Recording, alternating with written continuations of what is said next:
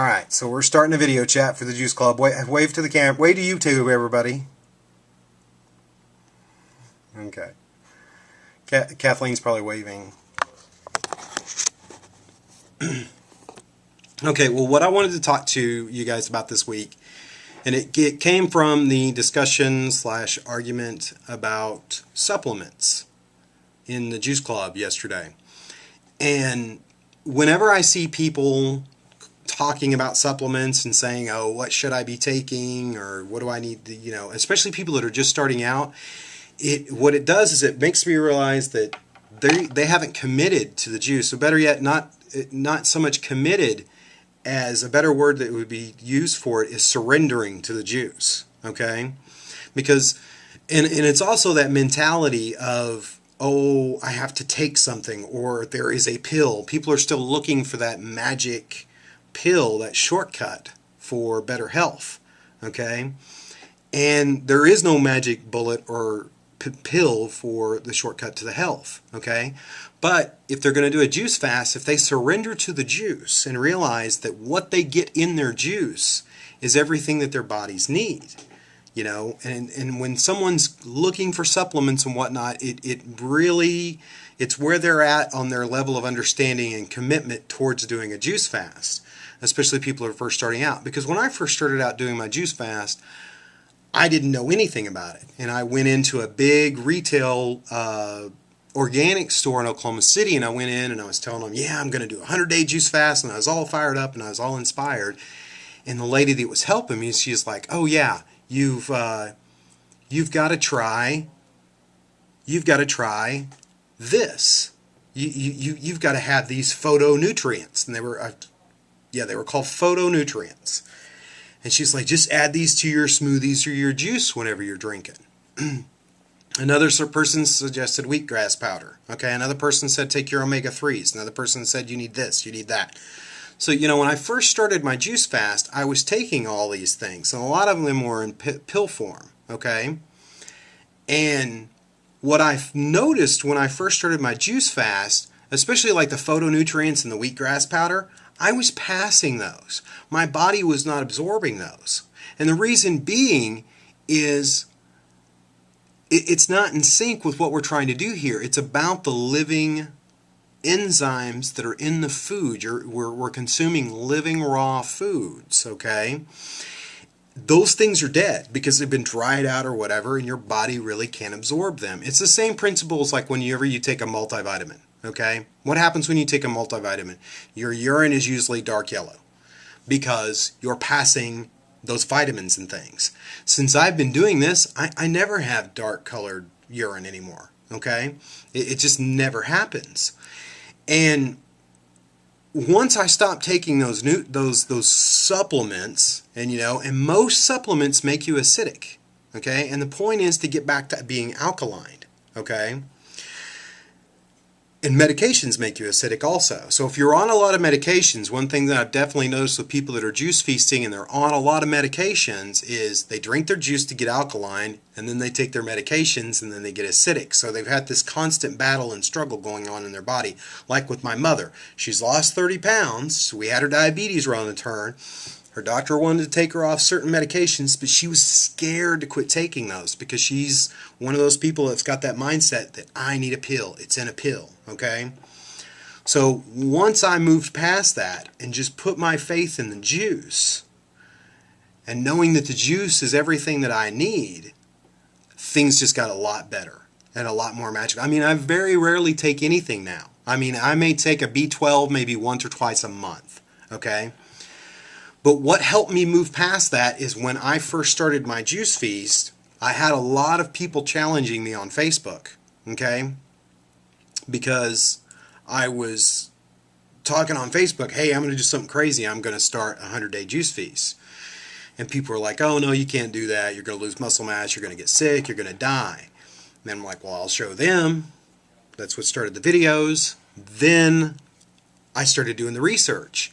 And what I did, and this is something that really will help you if you really fully do this all the way, do the steps of doing this. But what I did, since I didn't know that much about juicing, I wanted to know, hey, what's the nutritional facts of this stuff? So what I did is I wrote down everything that I juiced in one day. Everything. Okay? And actually I still have some of the information written down here. So I wrote it all down. Everything that I juiced in a day. And I put columns on everything. Okay? I wrote down calories, I wrote down carbohydrates, protein, fiber, calcium, potassium, magnesium, vitamin A, everything. Omega-3s, omega-6s. There's omega-6s in fruits and vegetables. So, but yet someone gave me supplements to take for that. Okay? So what I did was I looked up everything that I juiced in one day and added it up. And I was shocked. I was shocked at the level of nutrients that I was getting in one day from my fruits and vegetables. And just to give you an idea of the levels, it's like your vitamin A, in what I was juicing at that time, it was 259,000 IUs of vitamin A. Okay? So, I made a video talking about it very first, early on in my days of doing juicing. But it kind of concerned me. It's like, you can't take that much vitamin A. You'll die. Your kidneys will shut down, right? I mean, that's what we're all taught. You take too much vitamin C, it's going to hurt you. So I researched that, and what I found was, as long as you're getting it from a natural food source like plants and fruits and vegetables, there is no way that you're going to OD on that stuff, okay? But if I was taking 200,000 UIs of vitamin A, definitely my kidneys would shut down, okay? But what that did is it made me, it helped connect my mind and my body with my juice.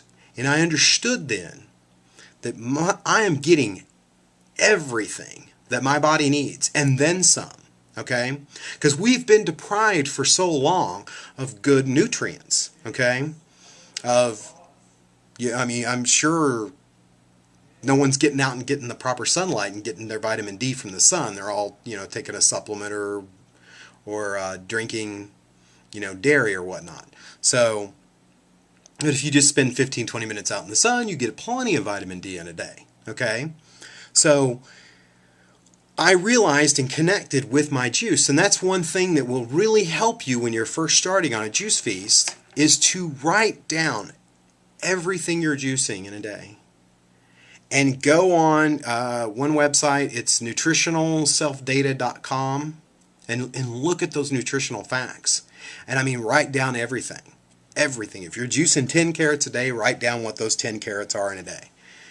And every single one. And you will see, and you'll have that connection that will then you can tell then you get it in your mind, you let your subconscious and your body know, hey, I'm getting everything I need. It's just not in a food form, it's in a liquid form. And you're going to be okay. And that's why I get so passionate about when people are like, oh, you need a supplement. No, you don't, because you're getting everything you need from the juice, okay? It's all in the juice, and it's so simple because the juice will give you everything you need. You just need to surrender to it and have faith in it, right? There's a lot of faith there. So, but that was what I did, and it really helped me, and it wasn't something that somebody told me to do. It was just something I did, and unknowingly, it helped me because it made me realize, hey, I'm getting everything I need. I'm getting 1,600 calories a day from my juice and getting 49 grams of protein. That's without adding any, chia seed or hemp seed or anything like that. So,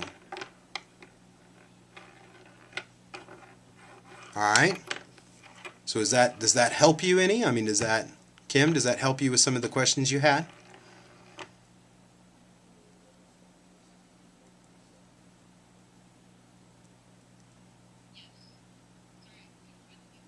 Okay. But yeah, I've just never gone in and set it up. I'm I'm kind of bad about that. It's like, you a lot of people will read a book and then they'll go back and read it again and try and get something else out of it. Me, it's like I've done it. I looked at it. I still got it written down here. I still know what everything is. I still know I'm getting, even though my juices have varied a little bit from what I wrote down on that day, I still know I'm getting 10,000 milligrams of vitamin C in a day from these juices. But yeah, I do need to do it again. But having faith in the juice, and that's something that I was talking with my uncle with while he was here for 3 or 4 days, who really kind of sidetracked me on everything. It was great having his company, but I couldn't do my enemas and sneak off and do my stuff. So he, nutritionaldataself.com. That's where I went to look up all my information. So I like that. The reason I like that site is because it gives the it gives an amino acid scale up there for each fruits and vegetable that you look at. And that's where you see that, hey, spinach is a more complete amino acid than beef is. So, okay. So does anybody else have any questions?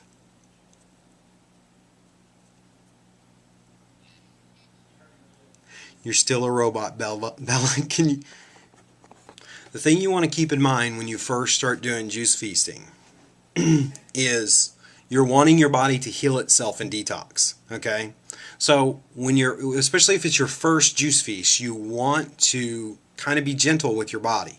Okay, I wasn't doing that on my first long-term feast. I was really pushing the limit and I kind of hurt my back. But then, of course, every time I pushed my limit, something happened with my back. And on like day, I think it was 38 or whatever, I had the car wreck and all exercising stopped. I mean, everything stopped after that. But it allowed my body to heal, because I really got depressed when that car wreck happened and I thought, I'm not going to lose the weight because I'm not working out. But guess what? I still lost 100 pounds in 107 days with probably only about 30 days of working out of those 100. Okay, so there was probably 70 days in there that really were no working out. Okay, so you want to start gradually, and if you're going to do weight training,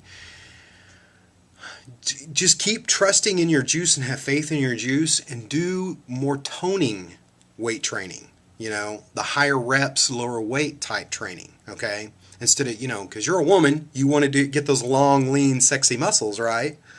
So that's what you want to achieve. So the powerlifting doesn't really work for women. I mean, well, for some women it does, but but that's more gentle on your body when you're going with the low weight and the high reps. Okay, when you're juice feasting, and listen to your body. You ask me how much kale you should eat in a day.